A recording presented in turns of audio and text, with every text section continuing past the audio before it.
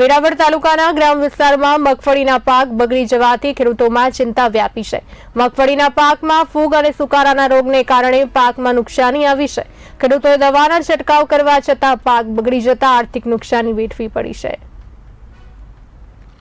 અત્યારે પહેલાં અમને માંડવી ખેતીમાં માંડવી કરેલી માંડવી અમને એવું હતું કે માંડવી સારી થશે અને થોડોક વરસાદ થતા તેમાં લશ્કરી ઈળનો ફૂલ છંટકાવ આવ્યો તો પછી એના માટે અમે મોંઘા ડોઝ કરીને ઈળનું ઓલું કર્યું। ત્યાં થોડાક સમય બાદ વરસાદ આવ્યો અને વરસાદ આવવાથી અમારી માંડવીમાં જે કાળી ફૂગ કરીને છે તે કાળી ફૂગ આવી અને અત્યારે દારા અને માંડવીમાં ડોડો ને કાંઈ છે જ નહીં।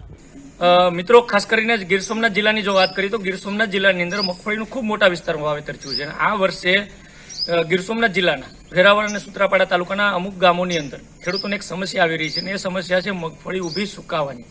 ઘણી વખત આપણે જોઈએ ઉપરથી તો પાંદડા લંઘાતા હોય, ધીમે ધીમે મગફળી સુકાતી હોય અને આ સમસ્યા એટલે એક પ્રકારની ફૂગના લીધે થતી સમસ્યા કહી શકાય। અને છોડ ઉપાડીને જોવામાં આવે તો નીચે મૂળ કાળું પડી ગયું હોય, ઘણી વખત એની અંદર સફેદ ફૂગના તાતણાઓ જોવા મળતા હોય, તો આ બંને રોગ છે।